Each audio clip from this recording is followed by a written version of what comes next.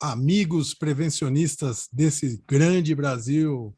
Espero que todos vocês estejam bem. Bem-vindos a mais um episódio, aí, nosso 7º episódio do Job Safe Podcast. Né? Hoje também trazendo aí mais um grande profissional, né? Uma vez que aqui a gente sempre abre o espaço para falar das profissões e os riscos associados a essa profissão, né? Então, é uma oportunidade muito interessante. A gente tem a agradecer, sempre procuro fazer isso, né? Agradecer a todos vocês aí que têm prestigiado aí esse podcast. E nós, cada vez mais, estamos aí procurando, né, trazer aqueles profissionais que venham a agregar a nossa comunidade prevencionista com dicas, sugestões, experiências, aprendizados, né? E hoje, com certeza, não vai ser diferente, né? Então, por isso, e sem muitas delongas, né? Já passo a palavra aí para o Ralph, para que ele possa aí fazer as nossas considerações iniciais aí. Boa noite, Ralph. Opa, boa noite. Olá, pessoal. Bom dia, né? Boa Bom tarde, boa dia, boa noite. tarde. Depende do horário que o pessoal vai ver, né? O horário da transmissão é boa noite, né? Então, vamos lá. Bom, como o Altair falou, legal, né? A gente tem que agradecer todos os convidados que vêm voluntariamente trazendo um pouco do conhecimento deles para a gente. E hoje a gente foi para o mar, a gente foi para tudo quanto é lugar já, né? O podcast foi lá para baixo da terra no último episódio que vocês viram aí. Aprendemos muito sobre o solo, né, mineração de carvão, e hoje trouxemos aí uma profissão que é extremamente curiosa. Eu acho que todo mundo já teve curiosidade de ver uma locomotiva, né? A molecada aí que brincava de ferrorama, eu brinquei muito de ferrorama, montava aquela linha de trem, e passeio turístico, né, que a gente anda no trem. Então, o trem por si próprio ele já chama a atenção, né? E hoje é um segmento muito visto aí na questão da logística, né? Então, tem um crescimento enorme no nosso país, que territorialmente é grande, então a gente precisa movimentar essas cargas. Essas empresas vêm, se adequam às normas de segurança. Então, a gente quer trazer, estamos trazendo hoje aqui um profissional desse segmento, né? Um profissional aí que conhece muito de operação de locomotiva, e atuou aí boa parte do tempo instruindo profissionais nesse segmento também, como um instrutor. Meu amigo lá de Araraquara, a terra da locomotiva, justamente, interior de São Aham. Paulo, a terra da locomotiva. Meu amigo Hipólito, para estar falando um pouquinho sobre a sua profissão, Hipólito, e os riscos envolvidos nessa profissão. Esse que é o nosso objetivo aqui. Fica à vontade, Hipólito, para se apresentar aí, falar um pouco sobre sua carreira, e aí a gente entra para a nossa série de bate-papo aí de perguntas. Boa noite. Maravilha, maravilha. Boa noite, Ralph. Boa noite a todos. Boa noite, Altair. É um prazer imenso poder passar algumas informações, né, o pouco que eu conheço, né, de ferrovia. Então, mais uma vez, é um grande prazer. Tá? E você já quer que eu inicie já falando como iniciei minha carreira, meu amigo? Opa, e a gente quer saber de onde veio esse conhecimento todo aí na área da ferrovia aí. Quanto tempo, né, de experiência, já que os cabelos brancos revelam um pouquinho, né? Mas vamos lá. Sim, sim, isso é verdade. Então, rapaz, olha só, né? Quando a gente é criança, geralmente você sonha em ser uma celebridade, né? Uma pessoa famosa. é, eu quero ser, como exemplo, eu quero ser um jogador de futebol, não sei o quê, tarari, tarará. Bom, aí, com o passar do tempo, vão mudando, né? Esse rumo. Eu comecei na ferrovia, eu como ajudante de transporte, mas antes eu tive que prestar tipo de um concurso. Tá? Só que não era um concurso em relação a, a um concurso do governo, né, um concurso no Estado, concurso público, nada disso. Eram provas que você tinha que prestar e as melhores notas, lógico, você era contratado para trabalhar. E na época eu prestei uma prova, tinha muitas pessoas, e aí eu prestei uma prova para agente de transporte, que a função é ajudante de maquinista. Tivemos vários processos, enfim, e eu passei. Desse processo aí, se eu não me engano, acho que levou umas 3 semanas, 30 dias, mais ou menos todo esse processo. E aí eu fui aprovado. Acho que da turma eu era um dos mais velhos, né? Bom, iniciei a carreira, então, como ajudante maquinista. Trabalhei, em média, 2 anos nessa função. Depois, aí surgiu a oportunidade para praticar como maquinista, né? Você entrar numa formação para maquinista. Então, eu fiquei ali durante 2 semanas em aulas teóricas, como praticante maquinista. Eu fiz uma prova, né, para ser avaliado. Depois dessa prova, eu tive que seguir, sim, praticando no trecho. Mas antes, teve um detalhe aí que eu cortei, tá? Como ajudante de maquinista, nós ficamos aí treinando aula teórica e prática durante 30 dias, para depois atuar como ajudante maquinista. Durante 2 anos ajudante maquinista, tive a oportunidade como praticante de maquinista, pratiquei e aí formei como maquinista. Você fala do trecho, assim, da sua experiência aí, qual que é essa dinâmica, essa geografia desse trecho aí, da onde a onde? A região. Olha só, aqui em Araraquara, por exemplo, na época, os maquinistas conduziam o trem, que era de Araraquara até, descendo aqui para o interior, Araraquara até Rio Preto. Aí lá pega outro maquinista. Sim, outro maquinista assume. Só que na época nós fazíamos inversão de trem no trecho. Então nós íamos com o trem, por exemplo, até um determinado local, onde tinha cruzamento de trens em pátios, e aí invertíamos com outra equipe, aí nós voltávamos para Araraquara e o outro maquinista voltava com o trem lá para sua origem, por exemplo, maquinista de Rio Preto. Sentido capital, né? O nosso limite, vamos dizer assim, era até Sumaré. Então, em ambas as extremidades, naquela época, você fazia inversões no trecho. Quando não fazíamos inversões de equipe, o táxi ia buscar a equipe no trecho. Então, levaria um outro maquinista, o maquinista assumia o trem e a equipe era recolhido geralmente para sua sede. Tá? Outro exemplo, ou dependendo até onde a equipe conduzia esse trem, ele ficava hospedado no hotel. Então, não tinha como inverter com a equipe, por algum motivo não tinha como trocar a equipe, né? Um táxi recolher, aí você acabava posando, né? Pernoitando aí no hotel. Eu lembro de, em Sumaré, justamente, pegar o pessoal lá fazendo tomava café da manhã e via os maquinistas fazendo esse pernoite para poder assumir a locomotiva para voltar para o trecho. Isso. Legal. Hoje tem os pernoites, né? Então, a equipe, a partir de Araraquara, ele vai até Rio Claro, sentido capital, não vai mais até Sumaré. Então, encurtou o trajeto. Uhum. E sentido aqui para o interior, o maquinista geralmente vai até Santa Adélia, também encurtou o trajeto.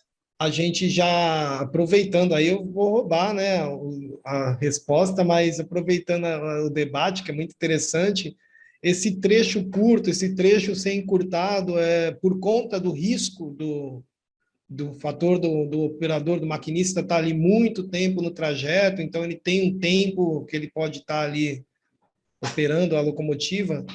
É isso? Por que não o cara pegar uma locomotiva lá no Mato Grosso e trazer até o Porto de Santos, né? Não, lógico, óbvio que não, mas o tempo é crucial ali, né? Então, olha só, já teve vários maquinistas, eu inclusive, você assumir um trem em Araraquara e bater lá em Rio Preto. Um tempo mínimo naquela época eram 12 horas de viagem. Nossa, é tudo isso. Por que 12 horas? Às vezes, poderia ser em menor tempo. Muitas vezes, não. Né? E isso ia depender do quê? Da circulação de trens, se tivesse avarias de trens, por exemplo. se tivesse descarrilamentos. Quando eu falo avaria de trens, poderia ser avaria de locomotiva, geralmente na época acontecia, avariar alguma locomotiva, e aí você fica parado, o trecho ele fica interditado. Então, imagina você ficar parado aí 1 hora num pátio. Outra coisa é você ficar parado 8 horas num pátio. Antigamente existia muito isso, muito. Hoje não, hoje pelo menos o nosso trecho, né, com as locomotivas novas, né, o investimento da via também, isso dificilmente acontece. O tempo de viagem que o maquinista faz hoje, por exemplo, até Santa Adélia, se o trem for direto, acho que é 3, 4 horas de viagem. Então, o maquinista hoje, ele exige menos dele nessa questão da carga horária. Hoje melhorou muito. Antigamente era comum você ficar... Dificilmente você fazia menos que 8 horas no trem. Hoje não. Hoje o maquinista, no nosso trecho, ele assume um trem, em 6 horas ele já fecha o ponto dele, talvez até menos. Interessante. E aí aquela partezinha que faltou da sua carreira aí, que você era o instrutor, né, dos maquinistas, né? Teve essa Sim. etapa também aí, né? Então, rapaz, quando eu fui convidado a ser instrutor, me deu assim um frio no estômago, né? Porque quando o meu supervisor disse para mim se eu estava afim de praticar aí, né? Ser um instrutor, um praticante, um maquinista. Eu confesso que deu um frio na barriga, porque eu achava que não estava preparado. Aliás, acho que a maioria diz que não está preparado, né? Porque a responsabilidade é grande. Grande. Aí eu assumi. Não, vamos lá, eu também vou aprender um pouco. E de fato aprendia, rapaz. Eu de fato aprendi também, né? Além de ensinar, aprendi com eles também. Então eu revi alguns conceitos meus, né? Foi muito bom. Tive bastante amizade aí, né? Com o pessoal, que na época, quando também eu praticava, eu suava frio. Então, eu tinha essa dificuldade. Quando eu estava com um praticante comigo, praticamente eu me via ele assim no espelho. Então, Sim, eu sim. sei o que ele está sentindo, então eu vou fazer o melhor de mim para ensiná-lo, porque eu sei a dificuldade dele. Então, essa questão de você praticar, de você estagiar alguém, eu não digo ter dom, não, mas eu digo você também sentir na pele do colega, né? Empatia, né? Sim, e Empatia, né? aí primeiro praticante eu fiquei meio assim receoso, né? Mas depois aí tirei de letra e aí foi só sucesso, não? E Legal. pude desfrutar disso. Legal, legal, bacana. Sim, Hipólito, eu sei que a experiência é longa, se a gente fosse falar só da experiência, a gente ia ficar aqui, né? Mas Sim, vamos começar a abordar a questão dos riscos, né? Que é o nosso foco aqui. Então, até aproveitando, né, essa bagagem toda que você tem aí no setor ferroviário, né? Falar um pouco sobre os riscos, né, e a função do maquinista, né, para garantir a segurança na operação. Vamos simplificar essa pergunta, né? A função do maquinista para garantir a segurança na operação dessa composição que é tão grande, né? Quais sim, responsabilidades, que são muitas, acredito. sim, vamos lá. O maquinista, é, mesmo ele já formado sendo maquinista, ele passa por diversos treinamentos periódicos. Um dos treinamentos, integração de segurança, por exemplo. É um treinamento que aborda até detalhe aí do uso correto de EPIs, né? A própria segurança pessoal, treinamentos, exames periódicos, se estão em dia, estão atualizados, né? O embarque na locomotiva, ele tem que cumprir procedimentos até para embarcar e desembarcar de uma locomotiva. Então, foram implantados aí vários procedimentos para garantir a segurança pessoal. Tá?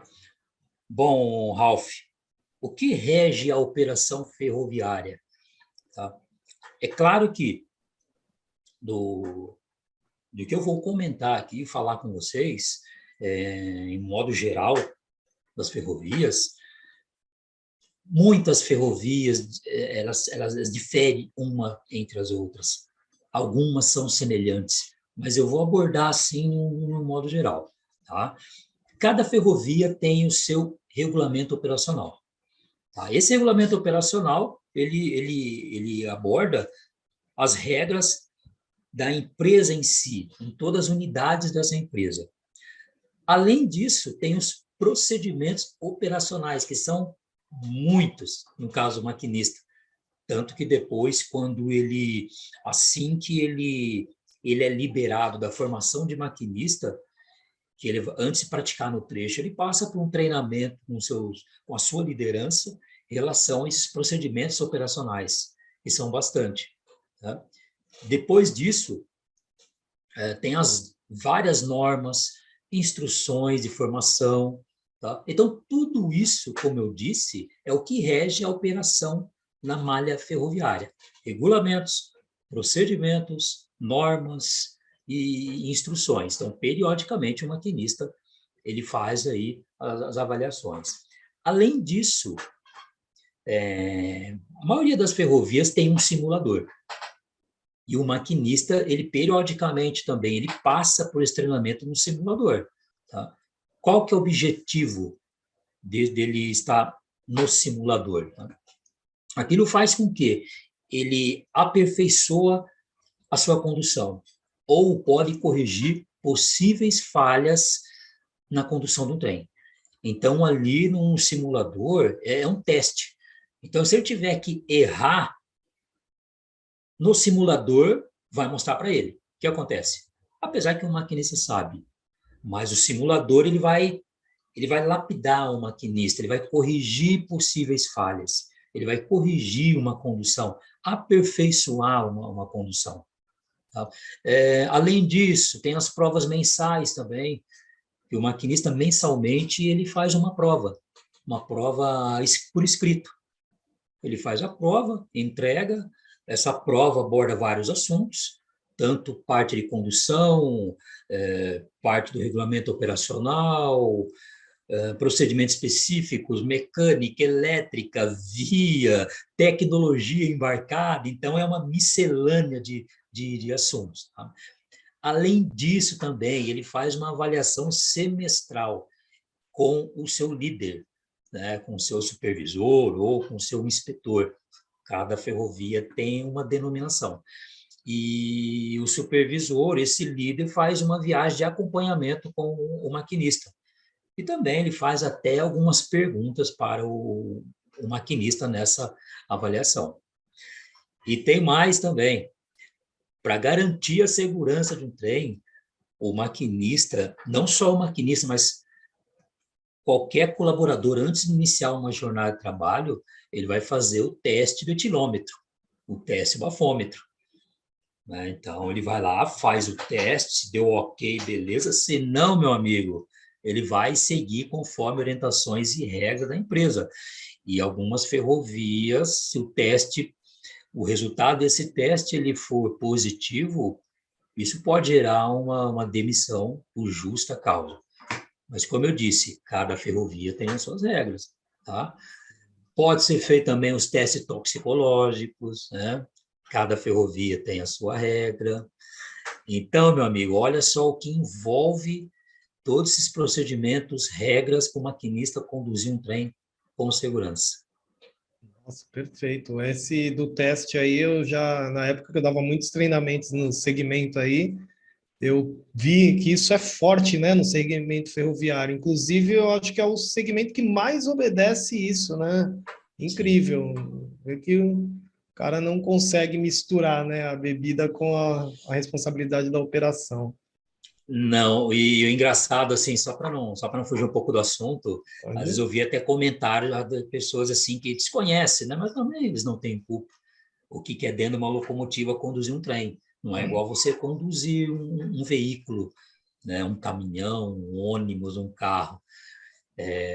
Eu ouvi até conversa assim, que bom, você pode pôr um fone de ouvido ali, né, maquinista, e vai ouvindo um som bacana. Vai andar na linha, né? O trem tá sempre na linha, né? Não sai da linha. Meu amigo, engana-se, viu? Engana-se totalmente, é bem diferente, viu? Sim, é só o tanto de procedimentos que tem a serem cumpridos, né? E pelo que a gente está aprendendo aí, a comprovação que esses procedimentos estão sendo cumpridos, né? Que vem com os Sim, testes, né? Isso é legal, isso prova aí a segurança na operação. sim. Até aproveitando, né? Falando já ainda da segurança em operações, aquela questão da necessidade, às vezes, de transportar cargas diferentes, por exemplo, cargas perigosas, né? Vagões de combustíveis, né? Existem precauções especiais nesses casos das cargas perigosas? Ralf, existe sim. Em relação à composição, então, o desenho do trem. Então, quando eu falo, nós falamos desenho do trem, é a formação do trem, né? Quantos vagões, quantas locomotivas, se a locomotiva vai no meio, além da líder também, locomotiva na cauda, então nós chamamos desenho do trem. E com um trem transportando cargas perigosas não é diferente. Então, esse vagão corta-fogo, ou chamado vagão de proteção, né? Qual que é o objetivo dele, tá? Ele sempre será anexado, ele ficará entre a locomotiva e aquele primeiro vagão transportando cargas perigosas na composição, tá? Qual que é o objetivo dele? Ele evita, caso a locomotiva, por algum motivo, comece a ter fagulhas, incêndio, esse incêndio atinja a carga. Então, ele ajuda bastante, uma proteção. Sim, há um Tá? distanciamento, né? Exatamente. E outra coisa, esse vagão corta-fogo, ele tem que estar, é um vagão que tem que ser carregado, tá? Ele é carregado, nós chamamos de produto inerte. Para quem não sabe, o que seria um produto inerte? É qualquer produto desse que não seja inflamável, apenas para formar um peso. Tá? Pode ser aí areia, carregado, pedra, terra. Eu já vi vagões abertos numa época aí, que era um vagão aberto carregado de terra. E olha só, como ele ficava muito exposto, né, ao clima, principalmente em época de chuva, começou a nascer mato, começou a nascer planta, rapaz. E aí, uma vez, teve um colega que falou assim para mim, ele falou assim, oi, Hipólito, rapaz, a Ferrovia está transportando planta também, essas coisas? Eu, planta? Eu achei, Ralph, que era uma brincadeira. Eu falei, planta? Cara, que eu saiba, não. Mas logo em seguida eu já lembrei. Eu até perguntei, quantos vagões tinha? Falei, era um só. Era um vagão. Tinha um monte de vagões ali no trem, mas só tinha um vagão para locomotiva. Aí eu matei a charada. Né? Era o corta-fogo irregular, Corta. né? Então, hoje a maioria das ferrovias tem um vagão próprio, né? Ele já está descrito ali, né? A pintura dele é diferente justamente para identificá-lo, tal, tem placas, enfim, né? Então, Sim. esse vagão corta-fogo é um vagão proteção, ele tem para essa finalidade, evitar, caso aconteça algum incêndio na locomotiva, esse incêndio, né, atingir o vagão aí transportando cargas perigosas. Perfeito, perfeito. E Legal. tem um detalhe, isso eu falei em relação à carga, tá? Uhum. E o maquinista, como é que fica nessa história? É claro que o maquinista tem que conduzir um trem com segurança, transportando aí trem, por exemplo, aí combustível. Época de seca, por exemplo. Ele tem que ficar muito atento, observar em locais a vegetação muito próximo da via, se não tem nenhum foco de incêndio. Nossa, é mesmo, Caso né? aconteça, o que ele precisa fazer? Parar um trem no local com segurança, é, em vias de regra também, normas, os trens transportando cargas com produtos perigosos, quando eles entram em área de perímetro urbano, tem uma velocidade específica, tá? Para eles conduzirem. Nós chamamos aí, e segue uma velocidade reduzida. Então, é determinada uma velocidade que ele deve passar em área de perímetro urbano com esse tipo de trem.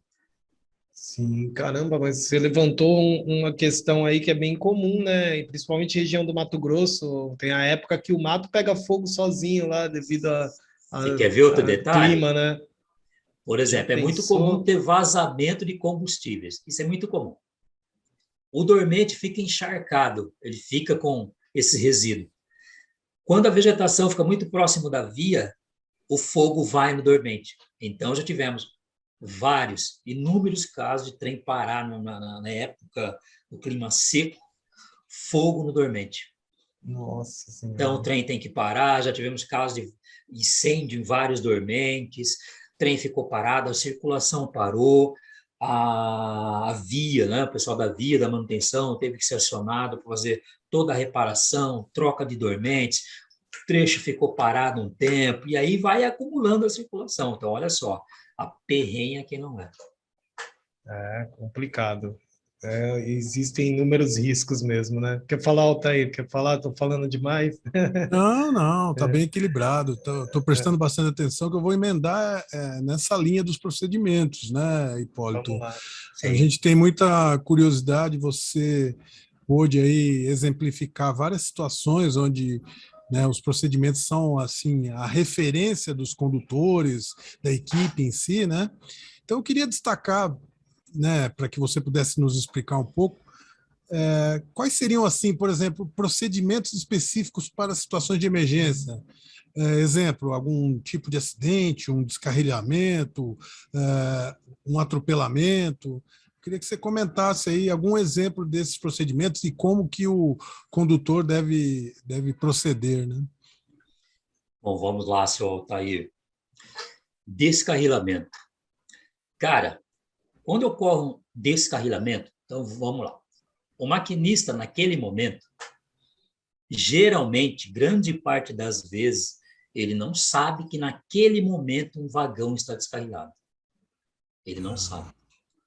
Como que ele vai descobrir? Quando ele percebe que a velocidade do trem começa a diminuir, ou ele começa a sentir solavancos, uma certa trepidação, então ele já vai perceber: opa, tem coisa errada. A não ser que aquele vagão descarrilhado ele esteja próximo da locomotiva e o maquinista tenha a visão. Caso contrário, naquele momento, ele percebeu que a velocidade começou a cair, ele vai ter que parar o trem. Parando o trem, ele vai ter que vistoriar a composição. Bom, mas ele vai ter que vistoriar? Depende. Se esse maquinista não tiver condições por algum motivo de vistoriar a composição, assim que o trem parar, primeira coisa, primeiro detalhe, ele vai entrar em contato com o CCO, que é o controlador de tráfego. E a sigla, né? CCO significa Centro de Controle Operacional. Ele comunica o CCO, ele envia o que nós chamamos de macro, né, que são mensagens aí pré-formatadas, e aí essa composição tem que ser vistoriada. Se o maquinista tiver condições de vistoriar a composição, verificar o que aconteceu, ótimo. Caso contrário, ele aguarda socorro. O socorro é a mecânica de vagões e a mecânica que vai verificar a composição para ver o que aconteceu. Tá? Perfeito. Quando for assim detectado que realmente foi um descarrilamento, então informa aí o controlador de tráfego, aí tem que acionar a equipe da via, a equipe da área da tração. Para quem não sabe, a área da tração é a área justamente dos maquinistas, aonde a liderança, né, coordenadores, talvez a gerência, eles vão no local e aí estarão todas as equipes das áreas ali para poder liberar o quanto antes aquela via de circulação. E dependendo da proporção de um acidente, pode ficar dias, pode ficar horas, 8 horas, 12 horas, 5, depende muito. Então, o descarrilamento para a circulação gera aí um grande problema. Isso nós estamos falando em caso de descarrilamento, tá? Agora, um outro exemplo, né, o Altair, um acidente, vamos lá, atropelamento. O maquinista está conduzindo um trem e aí uma pessoa sobre a via. Aí tem vários fatores. Se o maquinista está conduzindo um trem e ele viu uma pessoa sobre a via, numa certa distância que o maquinista consiga parar esse trem, o maquinista vai ter que parar esse trem. Nem que ele tiver que, for necessário ele usar o freio de emergência, mas vai ter que parar o trem para evitar esse acidente. Tem situações que, infelizmente, não tem como. Tem casos que, muitas vezes, tem pessoas que se jogam na frente do trem, o maquinista não tem o que fazer, o maquinista se apavora, geralmente maquinistas novos se apavora porque nunca passaram por isso, e aí vai ter que parar esse trem. Parando o trem, agora vocês imaginam o emocional desse profissional. Abala totalmente, que ele não tem... O único lugar que ele não gostaria de estar naquele momento era ali.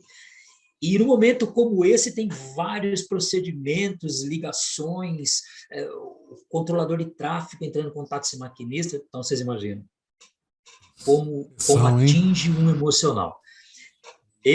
Isso já aconteceu comigo. Né? Uhum. Tem casos que tem que trocar o maquinista. Isso que eu ia perguntar, né? Às vezes as condições psicológicas são abaladas de tal forma que o condutor não tem mais condições de seguir viagem, né? Imagino. Não. Então, leva um outro maquinista, troca a equipe, e aí, né, tem que aguardar a perícia no local, para depois ser liberado o trem. Né? Isso nós estamos falando de atropelamento. Abalroamento é semelhante. Então, toda vez que houver alguma adversidade, algum acidente, quando for constatado, o maquinista, né, tem que parar esse trem, comunica o CCO, e aí tem todo o procedimento, né, para poder atender esse grande, imenso problema aí no trecho. Nós temos aí a grande maioria, né, que está acostumado aí a ver os vídeos famosos, agora cada vez mais, né, TikTok, Instagram, etc, né, a gente sempre vê grandes acidentes que envolvem, por exemplo, o abarroamento, como o senhor acabou de falar, né, caminhões sendo atingidos em passagens férreas, etc. Acho que é bem por aí mesmo, acho que o senhor resumiu bem, né? E eu digo assim, né, pelo que eu estou percebendo de tudo que a gente está conversando até agora, disciplina operacional para quem conduz um equipamento com essa característica é fundamental, ou seja, seguir o procedimento, praticar o procedimento. Achei interessante o seu comentário em relação, por exemplo, a uma verificação periódica, que deve ser periódica, né, do inspetor acompanhando o maquinista, etc., né, que é justamente para verificar se esses procedimentos estão, de fato, sendo seguidos. Né? É bem por aí. Né? Exatamente, Altair, porque são vários procedimentos. E aí, Isso. como a liderança saberá se aquele maquinista está seguindo os procedimentos? Só vai saber quando acontecer o pior? Então, essas avaliações periódicas, justamente isso. Esse é o objetivo. Excelente. Vamos lá, a curiosidade é grande, temos várias perguntas, vamos tentar ser bem objetivo, mas alguns pontos que são, assim, talvez um pouco mais técnicos, mas é pela curiosidade mesmo. Eu tenho certeza que grandes colegas que estão acompanhando aqui devem ter a mesma curiosidade. Existe um termo comum aí nesse segmento ferroviário, né, que é o tal do locotrol, né? A primeira vez que eu vi esse termo, eu fiquei curioso, né? Depois me explicaram, mas eu gostaria que o senhor pudesse explicar também para o nosso público aí o que seria esse termo locotrol, como que isso é aplicado, em linhas gerais, para que as pessoas entendam o que é exatamente isso. Né? É o locotrol, vamos lá. O locotrol, ele é uma potência distribuída controlada por rádio. Tá? Para ativar esse sistema, então é preciso estabelecer uma conexão que nós chamamos de link, que é entre a locomotiva que fica na frente, nós chamamos de locomotiva líder ou comandante, com outra locomotiva, que ela tem um nome, nesse caso, Locotrol, locomotiva remota. Então, é formado um link, uma conexão entre a locomotiva líder e a locomotiva remota. Então, esse é o Locotrol, esse também é chamado a potência distribuída, tá? Tem duas maneiras também. Como é que é feito esse link? Né? Como é que é feita essa ligação? É por comando elétrico? Como é que é esse negócio? A pilha, né? Como é que é? Pela tubulação no trem, então, nós temos lá as mangueiras de ar, que nós chamamos de encanamento geral. Então, a composição inteira tem que estar com esse ar circulando na composição. Tá? Além disso, uma comunicação que é via rádio entre as duas locomotivas. Tá? Havendo essas comunicações, então aí há a possibilidade de você fazer o link, o Locotrol. E, lógico, as locomotivas equipadas com o sistema Locotrol. Então, no caso, eu ainda fiquei com uma dúvida. No caso, então, as duas conexões seria uma redundância de segurança. O link via rádio é a conexão. E aí tem a mangueira também para caso o link perca, eu tenha a informação pelo cabo ali, é isso? Não, na verdade é assim. Todo vagão, locomotiva, na composição, Ralph, independente seja um trem Locotrol ou convencional, né, ou normal, vamos dizer assim, tem que ser acoplado às mangueiras e tem que estar passando ar. Sim. Independente de qualquer coisa. Tá? Sistema pneumático fundamental, né?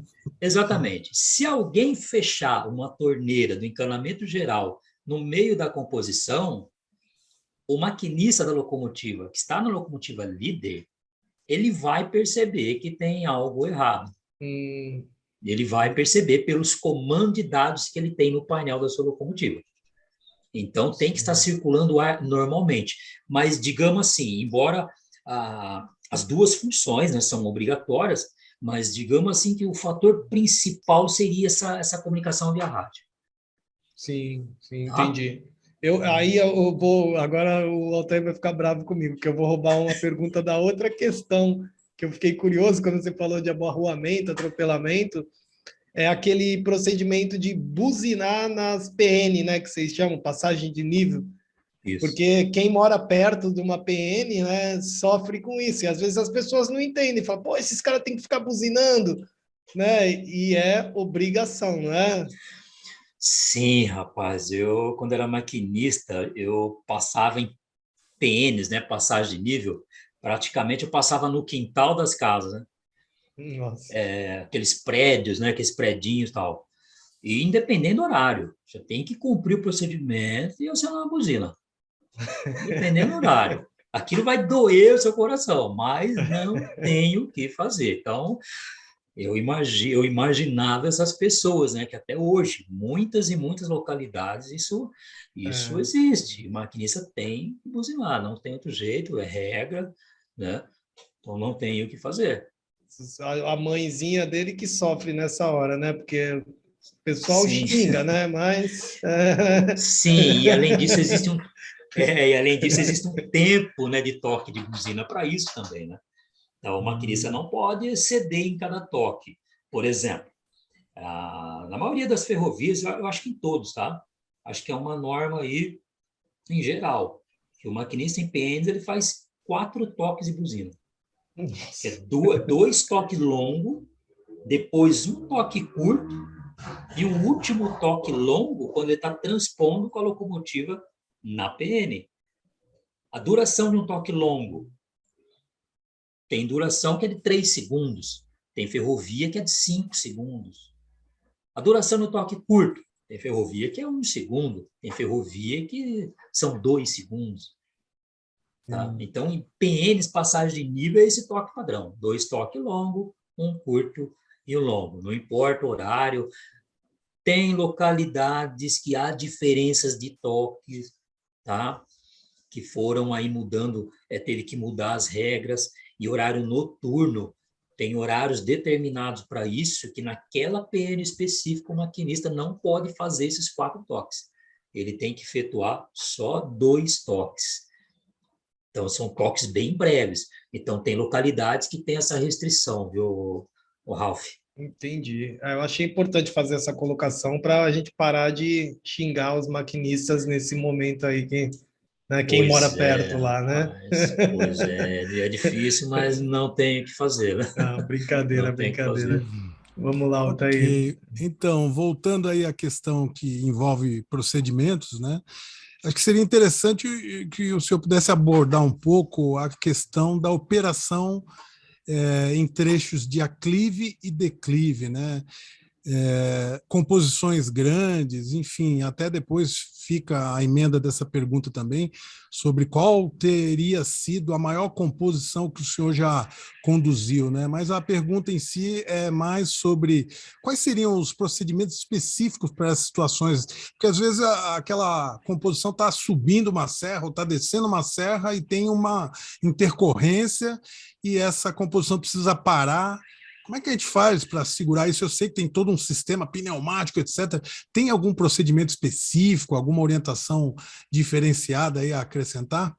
E não esquece de falar da maior composição depois, tá? Não, tranquilo, tranquilo.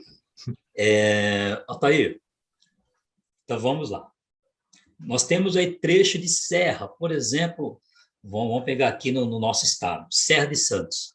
Então, ali tem vários procedimentos, trens carregados, né, são os trens que descem para a Serra de Santos. Ali tem vários procedimentos. Tá? E temos também procedimentos em outras serras, que não é especificamente na Serra de Santos, mas é uma serra. Tá? Agora nós temos diferenças, trem vazios e trens carregados. Trens vazios são operações com carregados são totalmente diferentes, totalmente diferentes. Então, para o maquinista, quando está conduzindo um trem vazio, para ele controlar a velocidade, quando ele for parar um trem, quando ele for partir um trem em situações de serra, é bem tranquilo. É bem tranquilo. Para ele não tem segredo. O que vai exigir um pouco mais do maquinista, né, a habilidade do maquinista, é um trem carregado em situações aí, trecho de serra, principalmente quando ele vai partir com o trem. Tá? Então, o trem está parado ali, ó, numa rampa, numa subida, né, num aclive. Aí tem os modelos de locomotiva. Por exemplo, solta a embreagem devagarzinho, né? E deixa o freio de mão.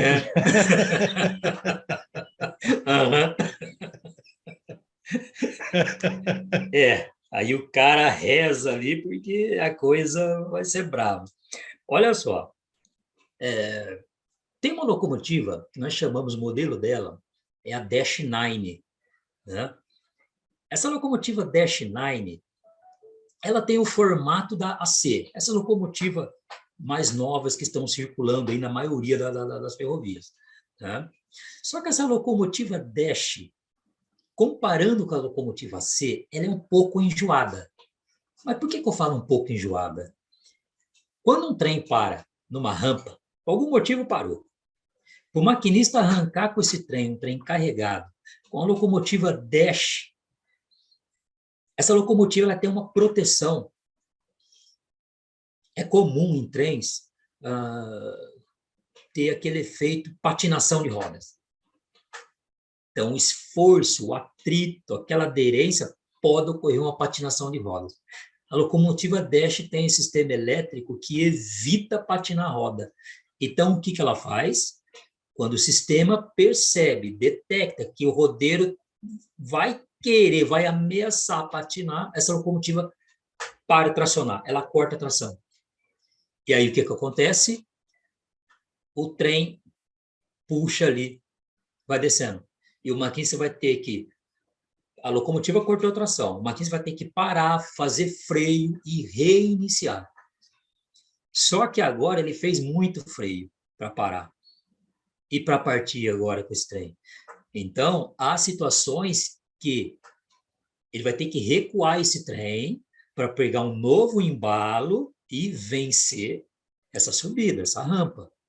Aí tem outro detalhe. Para ele fazer esse recuo, hoje, na maioria das ferrovias, tem a monocondução. A monocondução é apenas o maquinista conduzindo o trem. Não era igual antigamente, que tinha ajudante. O maquinista fazer esse recuo, caso não tenha uma outra locomotiva lá atrás, nós chamamos cauda, que tenha uma equipe ali, o maquinista vai ter que entrar em contato com o CCO, solicitar um SOS para que acompanhe o recuo desse trem para poder pegar um novo embalo e vencer a rampa. Ou tem também um outro recurso.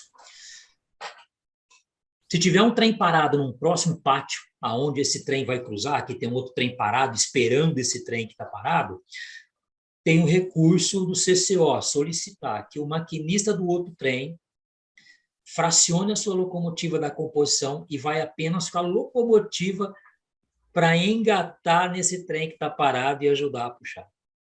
Então, tem esse caso também. Isso eu falei da locomotiva Dash, tá? A locomotiva antiga, C30, por exemplo, ela não tem esse detalhe para cortar a tração. Ele não corta a tração, só que tem um detalhe. Se o maquinista não ficar atento, se ele usar muito ponto de aceleração, o rodeiro ele vai disparar, como se fosse um esmeril. E ele pode ocasionar o que nós chamamos cova no trilho. Então, ele tem que ficar muito atento com isso, muito atento, porque é um trem carregado, a força de tração é tamanha que o rodeiro ele chega a patinar. Então, o maquinista tem que ter muito cuidado com isso também.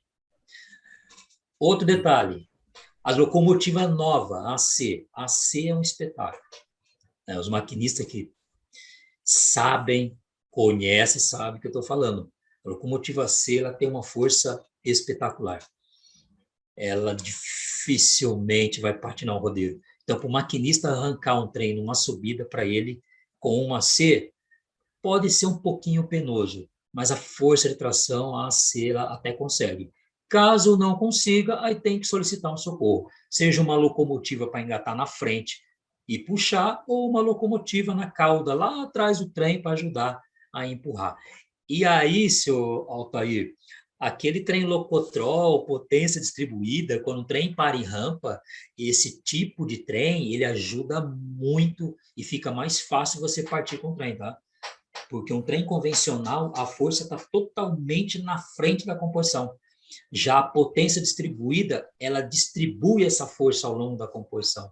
E é bem mais fácil. Excelente. Não esqueça do finalzinho da minha pergunta, hein? Qual foi a maior composição, hein? E o detalhe, quando um trem... Para um trem parar, tanto numa subida ou parar na descida, é fácil. O que exige um pouco mais esforço e habilidade é na partida. E na descida com o trem carregado, um aclive, também, como eu disse, a locomotiva AC é um espetáculo. O maquinista consegue fazer uma operação bem segura.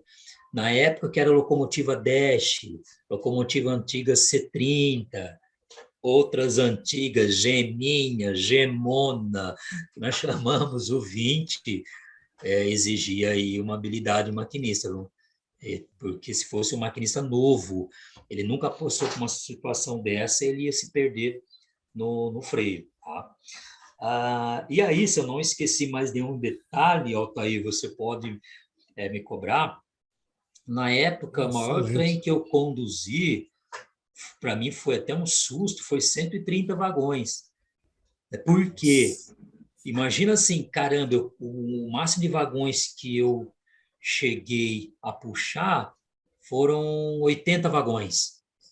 E aí, de repente, aí quando eu fui acionado, opa, é um trem com 120, 130 vagões. Operação totalmente diferente. E na época não existia Locotrol. Ué, mas como é que fazia então? Esse primeiro trem era um trem de 10.000 toneladas e era anexada uma locomotiva no meio da composição e ela estava tripulada, ou seja, tinha um maquinista naquela locomotiva. E aí, toda vez você tinha que chamar ele no rádio para poder ajudar, né, a dar ponto Sincronizar, de né, as tração. operações. Exatamente, no rádio. Então, a comunicação no rádio era frequente. Pedir para ele dar ponto, tirar ponto. Então, era uma operação, era ruim, porque você tinha que falar no rádio e operar com o trem ao mesmo tempo. Tudo maquinista raiz, né? Sim. E outro detalhe, fora o risco, aquele maquinista no meio da composição corria. E se descarrilhasse a composição? Que geralmente tem casos que os vagões tombam. Então, naquela época, não existia o trem Locotrol, era um outro maquinista aqui ali operando, né? Tudo manualmente. Então, Altair, respondendo a sua pergunta, o maior trem que eu conduzi foi quase 140 vagões, foi quase 140. Hoje tem composição maiores, são muito maiores, tá? Muito maiores. Isso. É que a nossa região, às vezes, não permite. A nossa região, como é muito montanhosa, às vezes não permite você colocar trens muito longos. Perfeito. Eu vou até emendar numa outra pergunta, né? Para essas grandes composições, a depender do tipo de carga, né? Eu imagino que, sei lá, em determinados ciclos da viagem, seja necessário uma parada para fazer um tipo de inspeção nessas cargas. Isso é comum? Infelizmente, né? Infelizmente, vou dizer assim, né? Porque a gente assiste pela TV, né? Aí vê lá, por exemplo, nos trilhos do Alasca, né? Segue aquela série lá. Aí os caras têm uma composição de 1 quilômetro de extensão ou mais, e de vez em quando tem que parar, dependendo do tipo de carga, para verificar a amarração, etc. E por isso que veio a pergunta, né? Ele é assim, na maioria das ferrovias, pode ter exceções aí. Tem ferrovias que podem ter pontos locais estratégicos para estar verificando. Mas não é sempre assim que funciona. O maquinista, quando ele parte com o trem, ele tem que seguir com esse trem, se possível, né? Se pudesse, sem parar, até o seu destino, seja do trem ou troca de equipe. O maquinista ele não para o trem para verificar a carga, para verificar a composição. Ok, mas se tiver algo errado, alguma anomalia nessa composição, e aí? Como é que vai fazer? Se tiver vazamento de produto, e aí? O recurso que tem é o seguinte, como nós temos nossa região pátios de cruzamentos, o que acontece? Imagina assim, Altair, o senhor está parado num pátio, ou melhor, você está parado num pátio de cruzamento aguardando um trem. Eu estou aproximando. Tem todo o procedimento, tal, enfim. A sua obrigação, Altair, quando o meu trem estiver passando ao seu lado, é você verificar a minha composição. Caso detecte algo errado, aí você me avisa no rádio. Por exemplo, algum vagão com rodeiro aquecido, né? Que o rodeiro aquecido muitas vezes é ocasionado pela sapata, cheira aquele queimado, né? Pode estar tendo decepando alguma manga de eixo, rolamento que fica muito seco, e aí chega até a pegar fogo, dependendo aí do tempo que está rodando, vazamento de produto, pode ter alguém embarcado na composição, o vagão ele pode estar com alguma avaria, alguma timoneria do freio arrastando, o vagão defeituoso, né, que ele está inclinado, enfim. Você avisa o maquinista. Dependendo da proporção, aí, o maquinista tem que parar o trem ali. Agora, se for algo que você relatou que ele pode seguir até um próximo pátio de cruzamento, ou ele parar no pátio e verificar, o maquinista vai parar no pátio e vai verificar a composição. Agora, se é um caso assim, é um vazamento de produto, vai estar vazando pouco, mas, senhor, você só avisou. Beleza, o que ele vai fazer? Ele vai seguir normal com esse trem. Tem localidades que tem mecânica que eles fazem, nós chamamos tal de pirômetro. O que é esse pirômetro? A mecânica, eles vão detectando com um aparelho a temperatura dos rodeios. Então, em locais assim, por exemplo, o maquinista pode solicitar para esses colaboradores para que verifique esse vazamento. Só que olha o interessante, dependendo do tipo de vazamento, de produto, de carga, só ocorre quando o trem está em movimento. Se estiver parado, ele não vaza. Agora, se é um grande vazamento, então aí não tem jeito. Muito bem, olha, que bela explicação. Já estou agora, vou me candidatar, hein? Se tivesse um pouco de cabelo mais preto, né? Quem sabe? Nada com spray não resolve. Não, mas perfeito, excelente explicação. Eu queria aproveitar só mais uma, né? O Ralf está agoniado ali querendo falar, mas Não, já vou tranquilo. liberar para ele, mas Tranquilo. brincadeira, isso aí a gente faz esse dueto sempre, né? Só mais uma pergunta. O senhor falou da questão do CCO, né, o monitoramento do CCO, que eu acho que cada vez mais, né, a automação ferroviária, monitoramento constante das linhas, né, é algo assim que a eletrônica, né, trouxe assim de uma maneira bastante importante para esse segmento. Eu queria aproveitar para entender um pouco mais da importância dos sistemas de comunicação, né?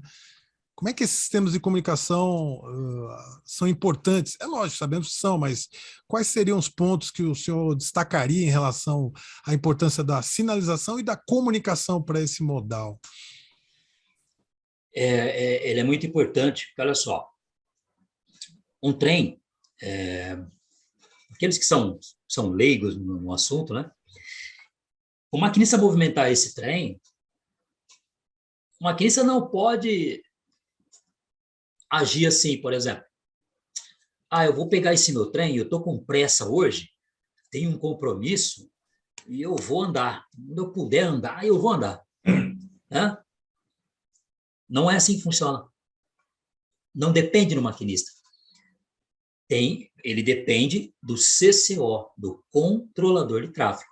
Então, esse maquinista só pode movimentar esse trem, partir um trem com autorização do CCO. Tá? Essa autorização, existe o sistema de licenciamento de trens, que ele é bem complexo. Tá? Então, quando o maquinista recebe uma autorização, uma licença, essa licença é até onde? Geralmente até um próximo pátio de cruzamento, que nós chamamos. Tá, mas qual que é a distância pátio de cruzamento? Depende. Tem pátio de cruzamento que é 1,5 km de distância. Tem pátio de cruzamento que é 20 quilômetros, 10 quilômetros, 5, 8, enfim. Então, geralmente, ele recebe essa autorização para prosseguir até esse próximo pátio de cruzamento. Tá? E aí tem várias situações. Pode mandar uma licença atrás da outra. Às vezes, esse trem vai parar naquele próximo pátio de cruzamento e aguardar com outro. Isso, viu, pessoal? Estou falando para vocês em caso de pátio de cruzamento. Mas temos trechos aí que não tem pátio de cruzamento. São via dupla que os trens não param. Cada um segue na sua rota e vai embora. Tá? Então, o maquinista depende do CCO. O maquinista ele tem que obedecer o CCO. Então, o CCO, mais uma vez, né? Essa sigla CCO significa Centro de Controle Operacional, ela é responsável por toda a circulação na malha ferroviária. Nenhum trem pode entrar naquele local sem autorização do CCO. E, além disso, tem sistemas hoje que tem esse bloqueio, tá? Existe esse bloqueio aí que faz com que aquele trem que está circulando, é só ele que circula ali. Aí, dentro disso, tem licenças especiais, tem uma série de regras embutidas aí nesse tipo de licenciamento, tá? E tem um detalhe também. O sistema de licenciamento são diferentes de ferrovia para ferrovia. Da maneira como eu falei para vocês, eu não abordei uma licença de uma ferrovia específica, não. Tem ferrovias, são sistemas diferentes, mas a regra, procedimento, são iguais. Outro detalhe também, emendando aqui. Mas e aí? É o controlador de tráfego que ele pode enviar a licença sem vontade do maquinista? Aquele maquinista é amigo do controlador, ó. Então, o controlador vai fazer que esse trem anda bastante, né, Ralf? Negativo. Esse controlador de tráfego, ele recebe uma programação. Ele recebe a programação, tá? Então, tem a área ali de planejamento, vai passar para ele o seguinte, olha, até determinado horário ou durante o dia, a prioridade de circulação são dos trens carregados ou são dos trens vazios. Mas como funciona assim, trem carregado, trem vazio? Só para vocês entenderem. Talvez eu acho, viu, o Ralph? Até o Altair também já deve ter ouvido isso. Por exemplo, vamos pegar um trecho, Santos, Mato Grosso, que agora tem a malha central ali também, né? Outro corredor. Mas vamos pegar Mato Grosso, Santos, Mato Grosso, esse corredor. O trem que sai de Santos, que é sentido Mato Grosso, que ele vai até Mato Grosso, eles circulam pela via desviada, por exemplo. Esse é o trem vazio. Vocês viram já sinais verdes, sinais amarelos? Não sei se vocês sabem o que significa isso. Ou... Já vi os sinais, mas não sabia o significado. Então, por exemplo, ó, nesse sistema de licenciamento, tá, que nós temos aqui no corredor Santos, Mato Grosso, Santos, nós chamamos sistema ACT, que é Sistema Automação de Circulação de Trens. A sinalização, nesse caso, não tem nada a ver com a licença, autorização do CCO. É apenas para indicar ao maquinista que aquele local do sinal ele está favorável, o AMV, né, alguns chamam de chave, está favorável para o trem entrar naquela via. Então, linhas assim, vamos pegar aqui, ó, tá?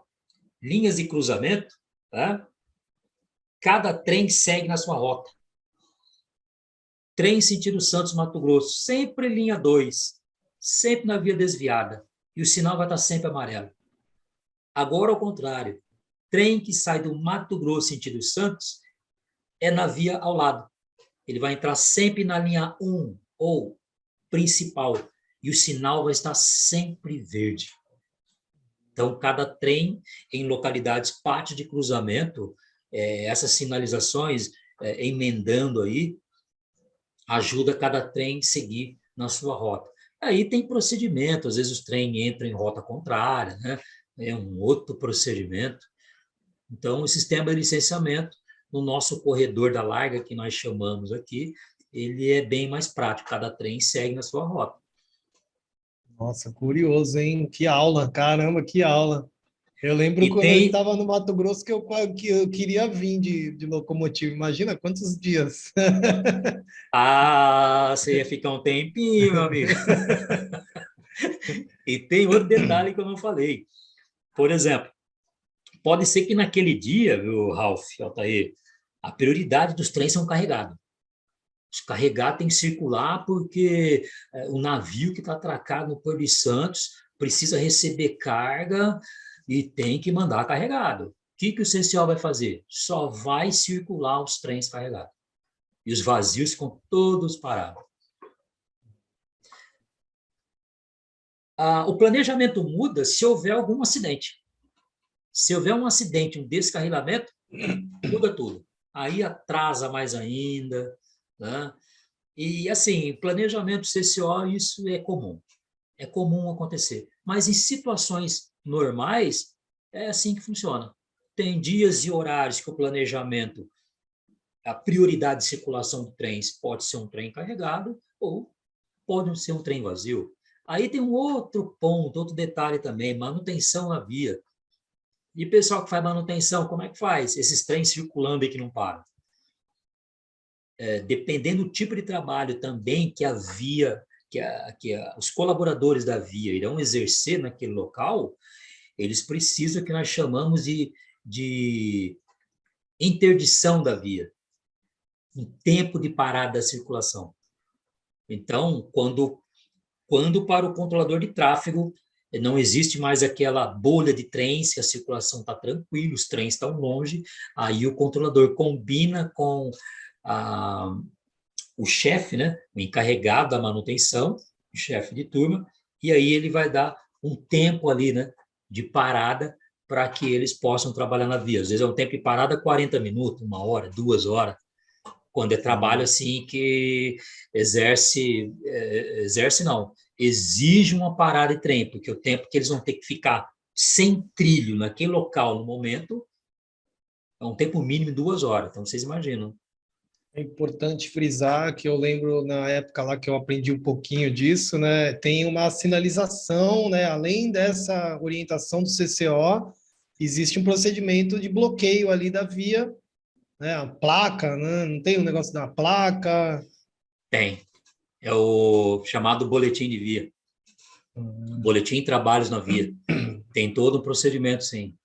Tem procedimento, o chefe de turma tem que ser habilitado, ele passa por treinamento teórico e prático para exercer essa função. O maquinista também tem que estar bem atento quando ele visualiza as bandeiras. Apesar que o maquinista tem informações, Ralf, quando tem trabalhos na via, no próprio computador de bordo, né, o CBL, consta para o maquinista ali que determinado quilômetro local tem um código desse chefe de turma, o chefe de boletim, que o maquinista, quando ele está numa determinada distância, o maquinista vai chamar esse responsável via rádio. E tem todo o procedimento de comunicação, liberação de trem, toque de buzina, velocidade, se o trem vai parar ou não, tipo de boletim.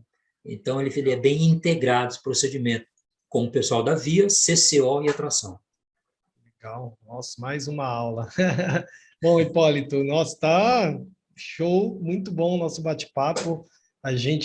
Mas infelizmente a gente tem que entrar para as derradeiras aqui para, né, para não estourar muito tempo. Assunto, Maravilha. Curiosidade sobre o assunto, a gente ainda tem um monte, mas acredito que a grande maioria já foi muito bem respondida, né? Aí as duas perguntas derradeiras aí, vamos lá. Bora. Vou fazer uma de cada vez, vai. A primeira é sobre situação inusitada, né? Uma situação, você já falou sobre um atropelamento, mas eu acho que essas coisas a gente gosta de esquecer, né? Essas tragédias assim. Mas uma situação inusitada que tenha passado aí, um animal silvestre,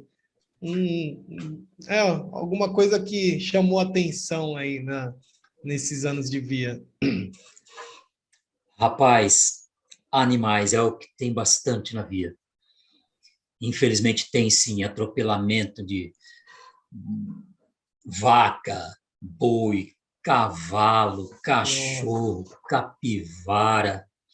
É uma judiação. Eu já passei situações, eu estava com praticante, inclusive, era de madrugada, eu estava numa descida, trem carregado, era uma curva, quando deparamos ali animais sobre a via. Eu acho que tinha ali, não tinha mais do que 10. Não tinha mais do que 10. Não tinha mais do que 10 vacas ali. O praticante olhou para mim assustado, tipo, e agora, o que eu faço? Não tem o que fazer, meu amigo. Não tem o que fazer. Você não vai reduzir velocidade. É assim, Ralf, foi uma situação, tipo, entrou na curva, os animais ali. Sim. Não tinha o que fazer. Alguns saíram, alguns conseguiram sair. Mas o que estava ali no meio mesmo, não saíram.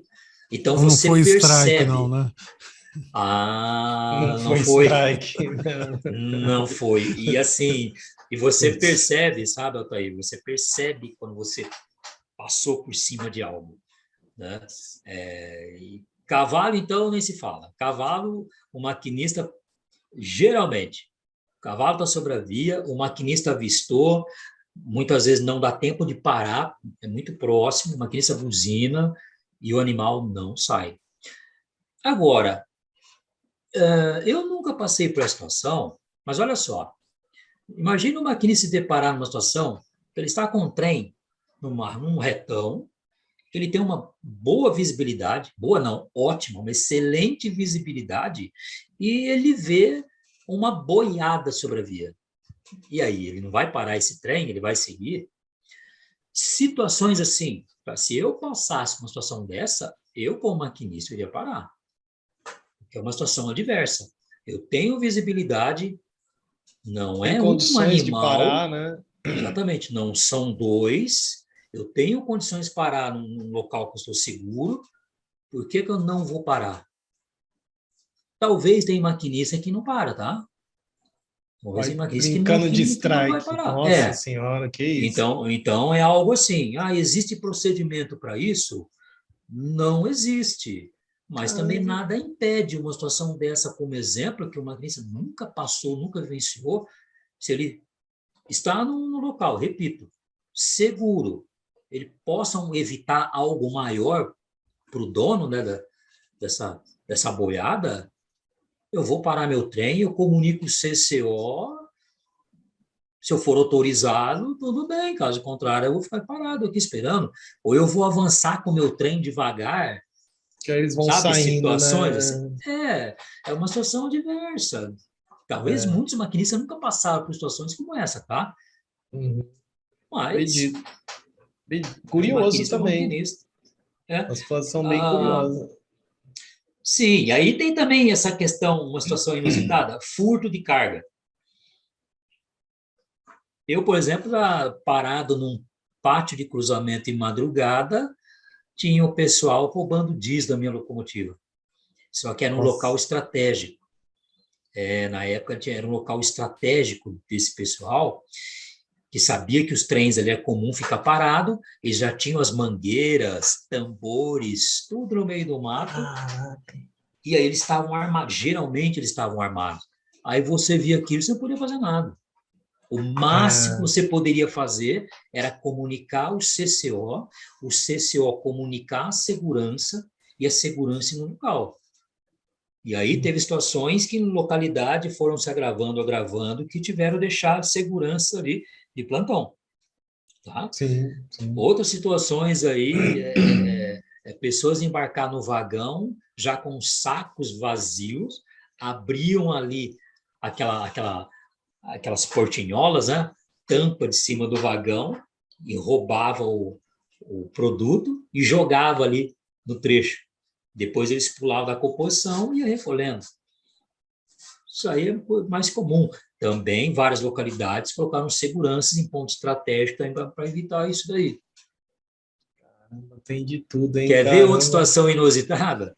Às vezes você encontrava alguma pessoa embarcada na própria locomotiva de trás. Clandestino? Ele estava ali dentro, ele queria ir para algum lugar. Para onde? Sabe?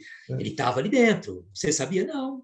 Quando você parava um trem, aguardar um cruzamento, fazer alguma vistoria, e aí você se deparava com a pessoa ali dentro da locomotiva. Então você tomava aquele susto, né? Sim. A pessoa ali, Ralph, ela queria ir para algum lugar. Ela não ia fazer nada com o maquinista. Então, assim, e aí? O que eu vou fazer? Nada. Eu pedia para ele descer, só que assim, a hora que eu partia com o trem, ele voltava lá. Por quê? É. Situações assim geralmente aconteciam, ele embarcar em locomotiva antiga, locomotivas que a porta não tinha trava, então ele entrava com facilidade. Agora, já as locomotivas novas, que a maioria delas tem uma trava, aí impossibilita ele entrar na cabine.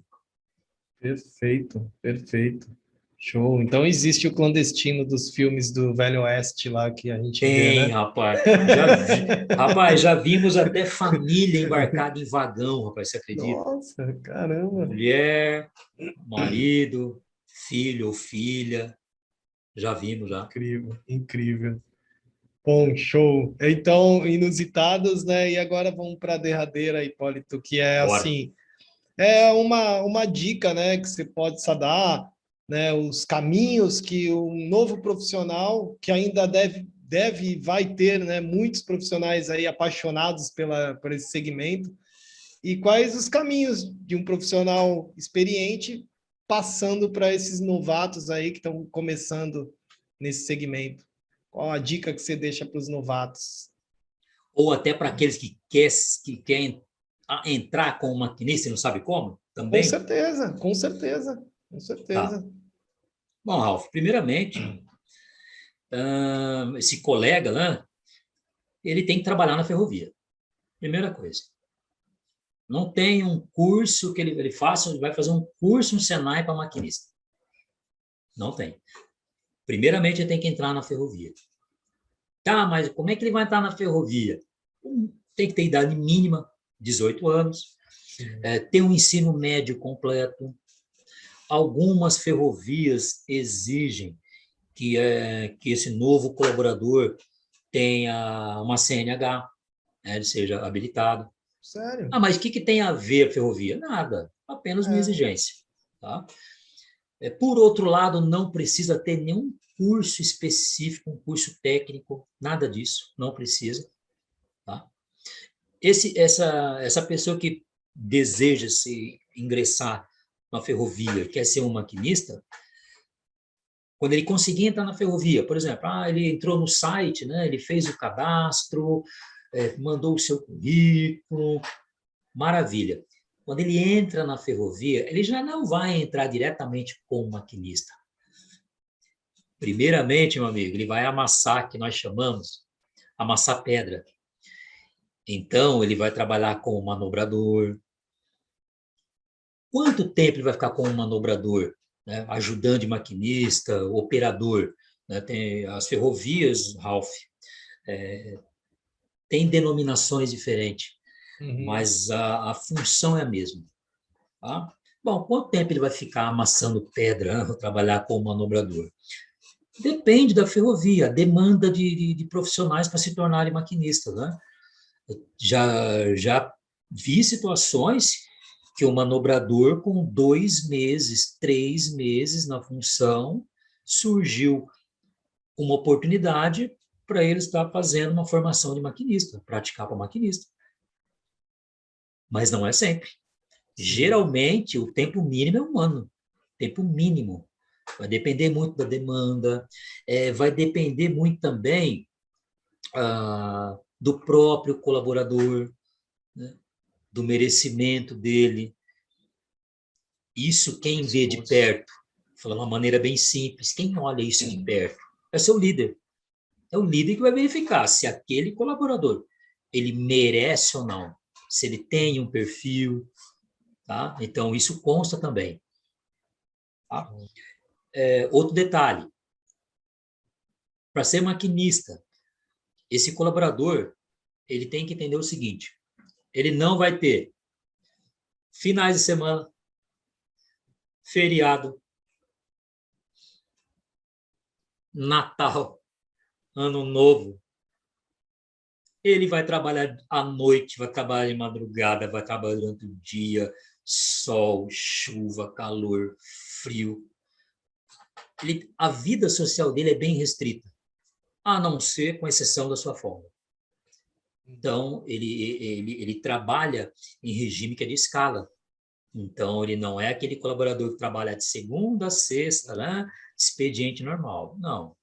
Ele tem que entender que essa vida social dele, ele não será igual como a vida atual dele. Primeira coisa. Aí eu falo para ele, né? Está disposto a isso? Pois Então, é. às vezes, você coloca 50 pessoas numa sala. Das 50 pessoas, Ralph, quer ser maquinista. Aí, quando você começa a falar amassar pedra, já cai para 40. Quando você fala que você vai ficar, vou ficar aí mais ou menos 1 ano, 2 anos amassando pedra, eu não quero saber isso, não. Talvez vai ficar 30. Vixe, sua vida social, meu amigo, não vai ter mais. Aí Fica ficam 10. 10. Você entendeu? É assim, é É assim. verdade. Primeira coisa. Primeira coisa. Além das regras, como eu te falei, o Ralph, tem que entender que é regime de escala. A não ser que esse colaborador também, Ralph, ele vai trabalhar na manobra, tá? Que ele não viaja. Então, Uhum. ele trabalha em períodos, por exemplo, eu trabalho 2 dias durante o dia, 2 dias à noite. Sim. E daí eu tenho folga. Sei lá, escala de 4 por 1, 5 por 1, 6 por 1. Então, caso assim, ele não viaja, ele está sempre na casa dele. Mas se você comparar com o maquinista, esses detalhes que eu te falei, maquinista de trecho, é desse jeito a rotina, tá? Sim. Então, para se tornar um maquinista é isso. Primeiramente, entrar, você vai ser como manobrador. Quando você tiver uma oportunidade para você participar de uma formação para maquinista, aí sim você vai ter entrar todo no processo da formação de maquinista. Avaliações, tem o tempo, a carga horária e tudo mais. Show de bola. Sem esforço, nada é conseguido, né? Nada é conquistado, né? Então, tem que Sim, ser assim Ralph. mesmo. Eu, quando eu quis ser maquinista, eu coloquei na minha cabeça. Na ferrovia, eu quero chegar a maquinista. Eu não quero ser um colaborador limitado. Eu quero chegar a maquinista. Tudo no seu tempo. No momento agora, eu sou um ajudante maquinista. Primeiramente, eu tenho que saber trabalhar como ajudante maquinista.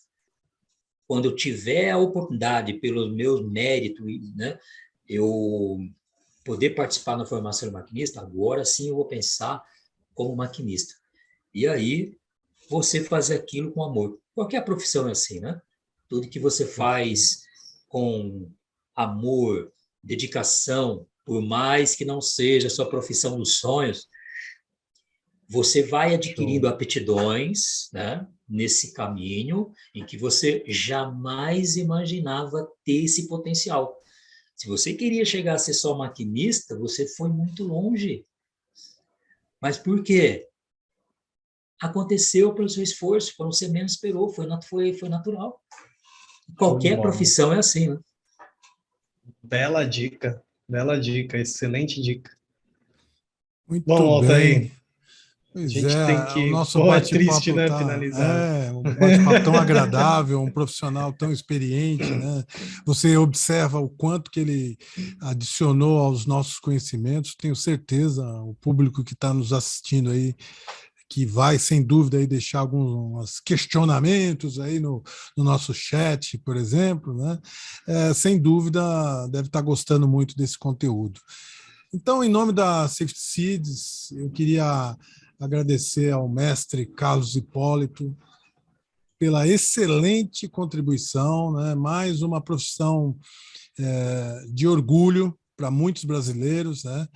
A gente observa o quanto um profissional que, como você mesmo disse, Carlos, tem paixão pelo que faz, fala com conhecimento, e isso flui de maneira natural, espontânea, porque é justamente o quanto você gosta, pratica e ajudou a formar tantos outros profissionais. Então, para nós, sem dúvida, é um motivo muito grande de orgulho, né, poder contar contigo, que veio aqui gentilmente, né, participar de mais um Job Safe da Safety Seeds. Antes de passar a palavra para o Ralf fazer o fechamento, Carlos Hipólito, né? Estava te chamando Hipólito até agora chamei de Carlos. Tranquilo. Se quiser fazer alguma consideração final, fica à vontade aí, tá? E a gente Maravilha. agradece de coração mesmo. Maravilha. Olha só, vou ser bem breve. Quando era criança, né, acho que desde os 5, 6 anos de idade, eu viajava de trem de passageiro de São Paulo até Taquaritinga. Eu não esqueço nem o horário. O trem partia às 19h40 de São Paulo, chegava em Taquaritinga por volta de 5, 5h30 da manhã. Então, olha o tempo de percurso o trem de passageiro. Só que nós fazíamos essa viagem uma vez por ano. É claro, depois bati aquele cansaço, hein, João? Bom, aí quando eu descia na estação para ver meus avós, né, os parentes, meu Deus, era um sonho. Quando ia embora, retornar para São Paulo era uma tristeza.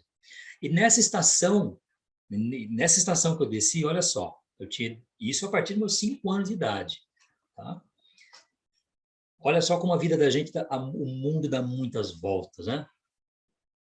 Quando eu me tornei um maquinista, adivinhe aonde eu passava com o trem. Toda vez que eu passava com o trem na estação, principalmente de madrugada, aquilo vinha aquela lembrança lá atrás. Quando eu estava chegando na estação, eu já pensava, meu Deus, eu me via naquela estação, eu descendo, caminhando, correndo para ir para um ônibus, para o táxi. Hoje eu sou maquinista. Agora, voltando no tempo, quando que eu imaginava que eu seria um maquinista ali, passar com um trem naquela estação? Enfim, né? Isso foi um grande filme.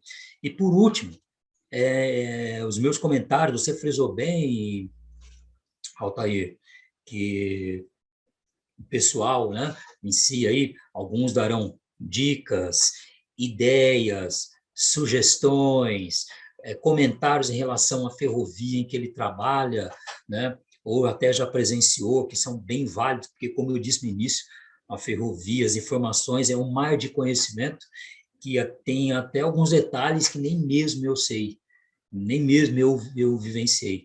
Então, é uma ajuda mútua dos colegas ferroviários também. Sempre algum comentário está sempre somando. Isso é muito bom. É aquilo que eu sempre digo, né? Uma andorinha não faz verão.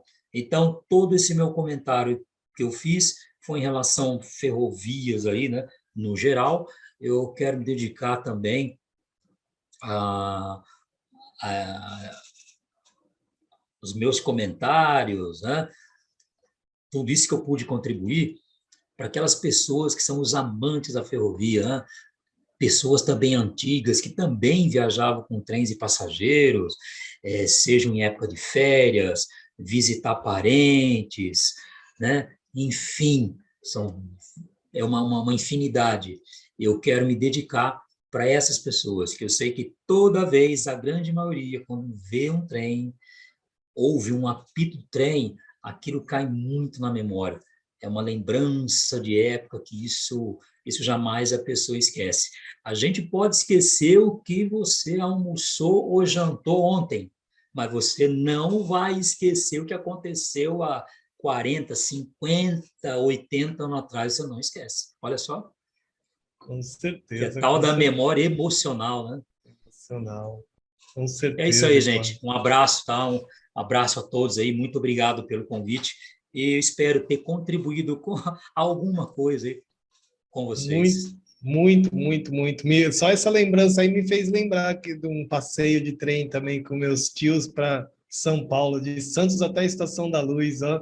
Nossa, Ó, muito legal, muito quantos legal. Guaraná você não tomou ali com mortadela? Ó, Hipólito, complemento que o Altair falou, né, em nome da Safe Seeds, agradecer enormemente a sua participação, né, seu desprendimento aí, tirar as suas horas aí para se dedicar a gente aqui, às pessoas que estão nos ouvindo, né, eu acho que isso já é grandioso, né, já é grandioso, e mais ainda a contribuição enorme que você deu com o conhecimento.